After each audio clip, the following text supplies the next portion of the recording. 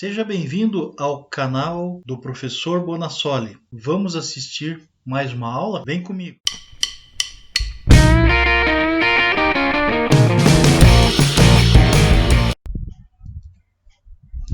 Aula de hoje, dentro do curso Raciocínio Matemático Financeiro, nós vamos ver séries de pagamentos e variáveis uniformes. Bom, vamos começar com a definição. Sequência de valores uniformes ou não destinados ao pagamento de um financiamento ou investimento. Existem dois tipos de séries, as uniformes e as variáveis.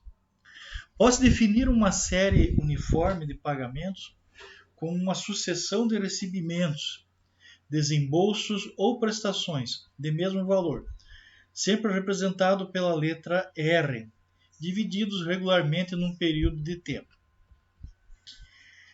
O somatório do valor acumulado de vários pagamentos, chamamos de montante, é calculado pela expressão VF, de valor futuro, igual VP, valor presente, abre parênteses, multiplicado por 1 mais I, que é a taxa, elevado à potência N, que é o número de períodos, ou tempo.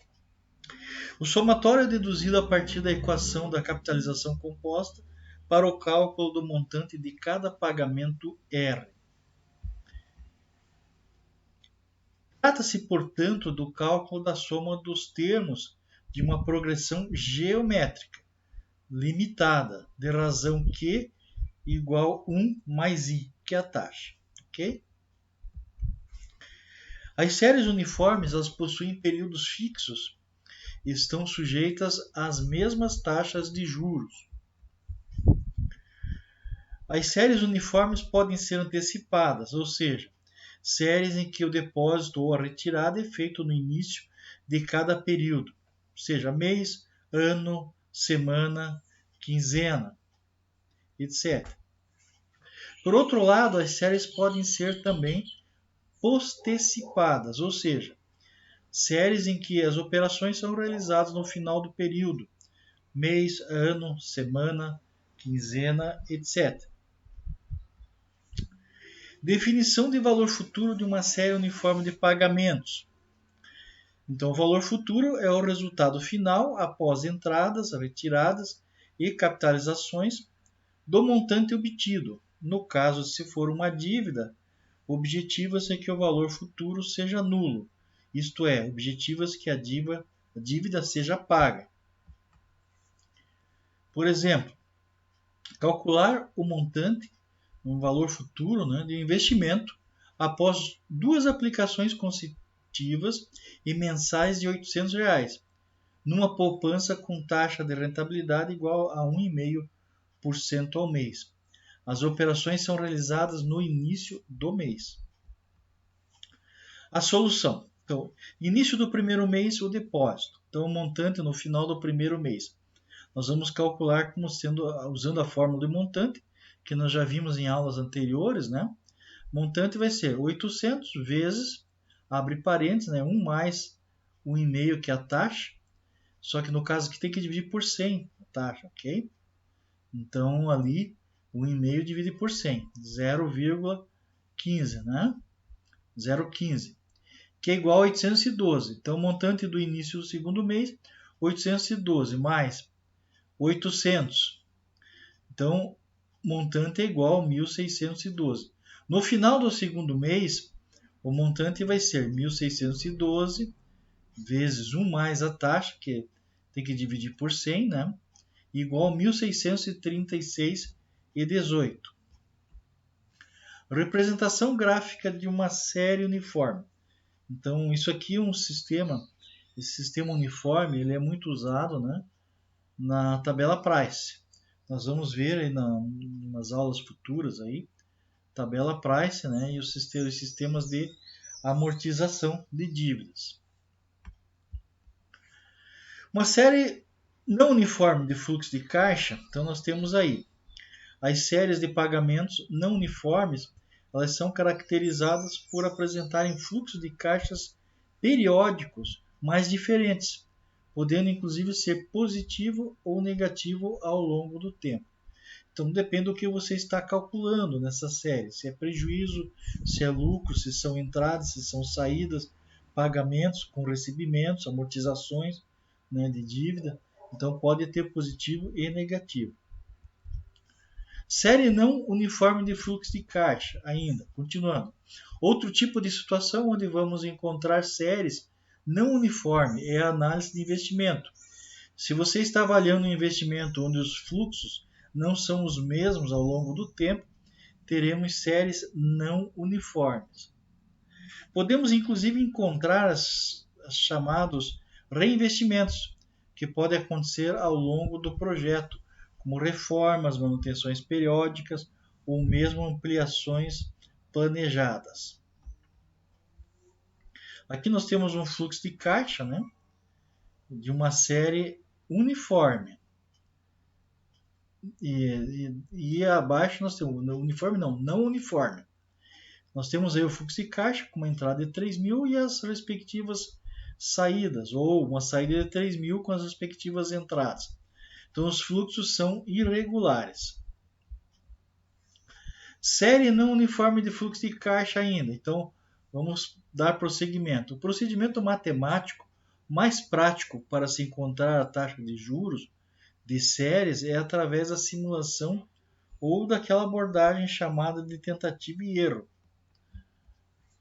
Então, isso porque algebricamente é um pouco complicado encontrar taxa de juros e série de pagamentos não uniformes, pois quanto maior o número de parcelas, maior será o grau de equação resultante, dificultando assim o seu cálculo.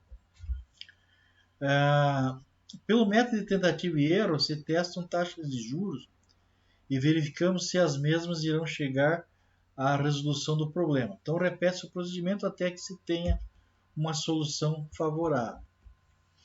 Então, exemplo, caso você queira resolver o seguinte problema.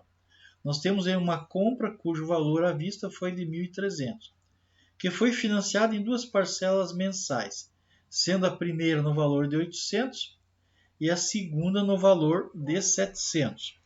Notem que deu um valor final de 1.500, a soma total, né? Então nós temos lá, no caso, um valor de 1.300 de saída com pagamentos, né, que deverão ser efetuados de 800 e 700 no primeiro e segundo mês. Digamos que você queira saber a taxa de juros desta série uniforme. Matematicamente, teríamos que encontrar a solução da seguinte equação. Seria 800 e 1.300 igual a 800 que divide 1 mais i, que é um período só, né? Então é 30 dias, e mais 700 divididos por 1 mais i, que é a taxa, elevado à segunda potência, que daí já são 2 meses. Nós temos um n igual a 2. Veja que para encontrar a taxa referente a esse financiamento, com fluxo irregular de caixa, temos que testar as taxas até que tenhamos resolvido a igualdade acima. Então, aqui foi usado 5%, uma taxa, né, que se deduz que aproximadamente seja a taxa possível desse fluxo irregular. Então, colocando o teste da taxa, nós somamos, não chegou a 1.500.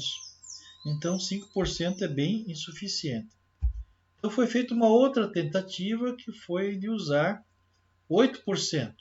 Então, como a igualdade não se confirmou, você terá que testar essa outra taxa e ver se a diferença irá diminuir ou aumentar.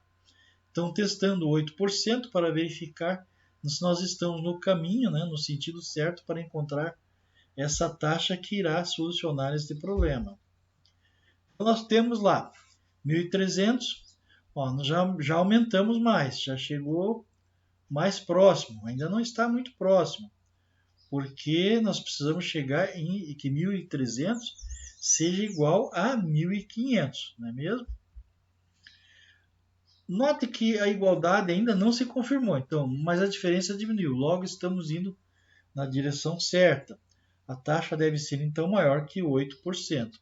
Fazendo esse mesmo procedimento várias vezes, até que a igualdade se confirma e teremos solução que será exatamente a taxa de juros dessa série não uniforme de pagamento.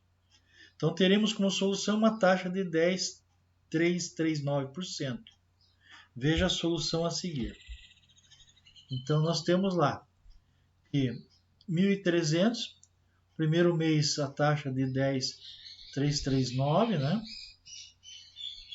Daí mais 700, né? Divididos por 1 mais 10,339, elevado à segunda potência, nós chegamos à conclusão que a soma dos dois valores, né, vai chegar em 1.300. No caso aqui, vocês notem que nós não usamos para chegar no 1.500, né? Nós usamos para chegar numa taxa próxima a 1.300. Né? Então aqui chegou a 1.340, aqui estava 1.396, né? Com 8.340. No caso, nós estamos deduzindo do valor do juro. Por quê? Porque nós estamos trazendo, olha o início do problema aqui, ó. Então, nós queremos o valor presente. Como nós queremos o valor presente, então nós temos que encontrar uma taxa que, descapitalizado do valor futuro, chegue ao valor presente. Nós chegamos aqui com a taxa de 10%, nós chegamos a 1.300 exatamente. Dá uma diferencinha pequena ali, mas é só arredondar que a nossa conta está correta. Então, isso aqui foram as séries uniformes. Note que este procedimento para se encontrar a taxa de juros de uma série não uniforme é bastante trabalhoso, né? Na prática das finanças é mais comum usar uma planilha eletrônica ou uma calculadora financeira do tipo HP ou outra, né? Calculadora financeira que resolve esse tipo de problema. Bom, pessoal, nós chegamos aí então ao final de mais uma aula, né? Eu agradeço a atenção de todos vocês que estiveram me ouvindo por esses minutos e nós teremos mais exercício, com certeza, sobre série uniformes, não uniformes, no decorrer de nossas aulas. Então, pessoal, até a próxima. Nos vemos na próxima aula aí.